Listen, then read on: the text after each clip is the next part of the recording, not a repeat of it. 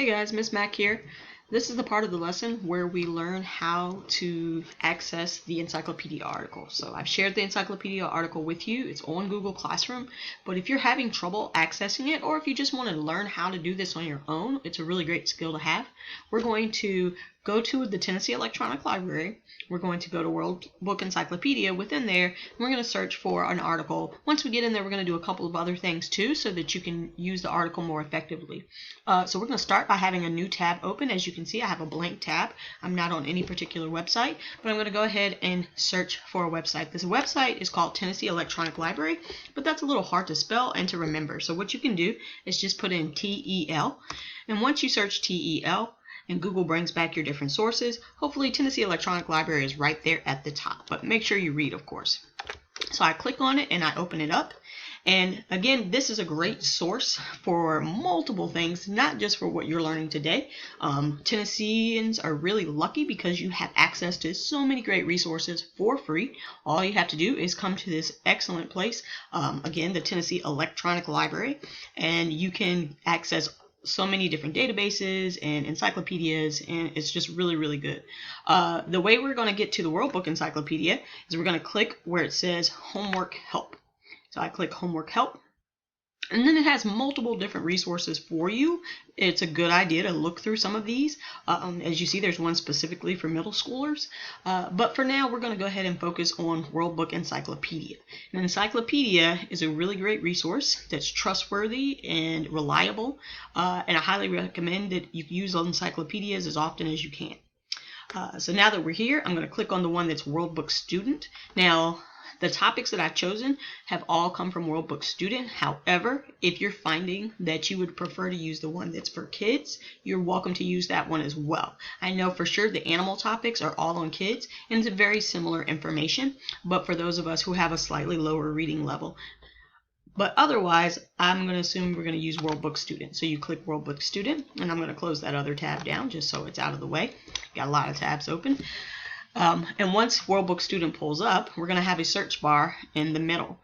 For today, I'm going to pick the source the topic that we had on our list of topics, epidemics. Right? So epidemics are all kind of on everyone's mind right now. So let's go ahead and see if World Book has any epidemic topics. But as you can see, they have a few different featured topics. Your image may be different than mine when you first get on here. They're really cool. They have different backgrounds, but for now, we're going to search for that one. So we click in the search bar. We can see that the cursor is blinking, so that lets us know it's ready. And we're going to type in the word we want. Epidemic is spelled E-P-I-D-E-M-I-C.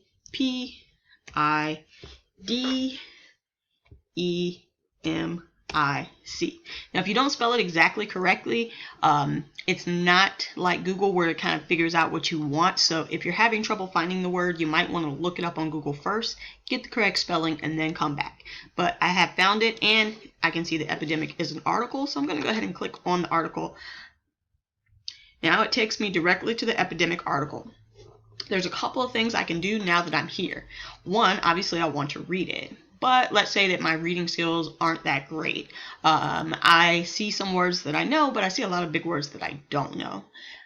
I can do a couple of different things here. One, I can just have it go ahead and read it for me. So as you see, there's this little ear button here, and all I have to do is click on the paragraph I want it to read, and then click this ear button, and it will begin reading it out loud for me.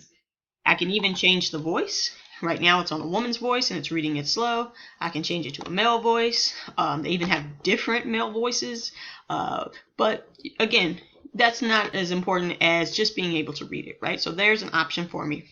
It can read it out loud. Another thing I can do is double click on a word so that it explains the word to me or gives me the definition. So let's say I'm reading it and I don't know what an outbreak is.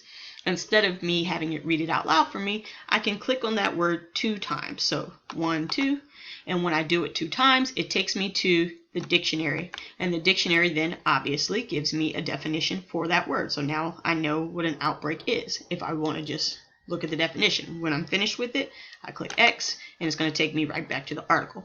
And then finally, I have the option of translating it. This is really cool too. So if you're more comfortable reading in Spanish or in Arabic, I won't say that the translation is perfect, but it does translate for you.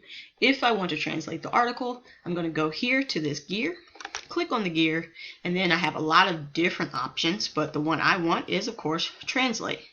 I click on the translate option, I choose select the language, and now I can pick the language that I want. So for example, we can switch this to Arabic, and now all of the words are in Arabic.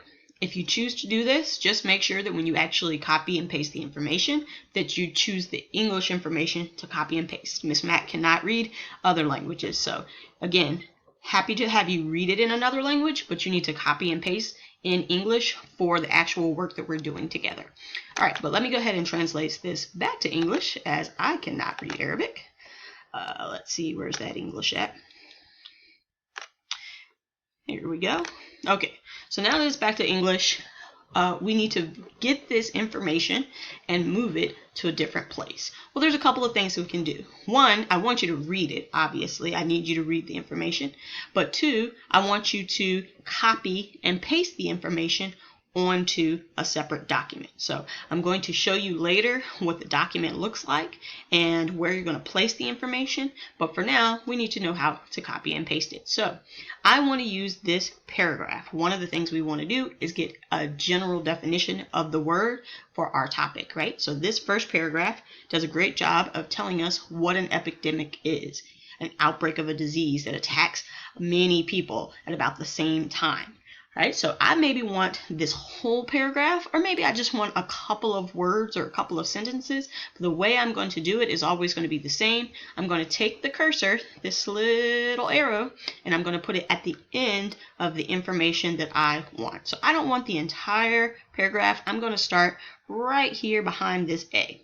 So this is the end, and I get it right up against it so that the line goes from an arrow to a line. Arrow, line. Now that it's a line, it's ready for me to do something with the actual words. What I'm going to do is I'm going to take two hands, so one finger from each hand, and I'm going to use them to push down and to drag. And this is how I'm going to copy the information. But before I copy it, I have to highlight it. So again, I'm using two hands, one finger from each hand, one to push down and one to drag. I put the cursor where I want. I'm going to push down with the one finger, take the other finger, and drag.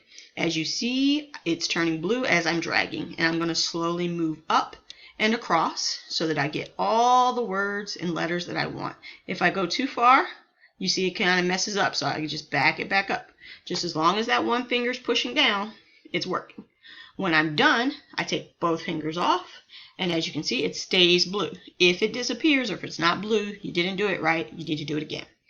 As you can see, it's blue for now, so we're going to stick with it. And now I'm going to push a very specific set of words on my keyboard. I'm going to push two keys on my keyboard. The first key is the control key. It should have CTRL on it. So I look down on my keyboard, I find control, and I push that. The second key, and again, I'm still holding control, is the C key. Just the letter C. It's C for copy. I find the C key, and I push that. Now, you might have noticed nothing happened. It's okay. As long as you push them, you actually copied all the words that were highlighted. So now that I have those words highlighted, I know that they're highlighted because I know I pushed those buttons. Now I can take those highlighted words and I can paste them someplace else. But that's going to be a different video. So again, for right now, I've got the words highlighted. I've controlled C, so which has made them copied. And now I'm ready to move on to the next video and actually put my information that I've just copied onto a document. But this video is about how to use Worldbook, and it's about how to copy the information. So we're done with this video. If you have any questions, remember you can email Miss Mac at Samantha, SAMANTHA .Mackenheimer. So hard to remember, but remember when you start emailing me, my face pops up. So do it that way, or you can send me a question directly on the Google Classroom page. That's another option as well.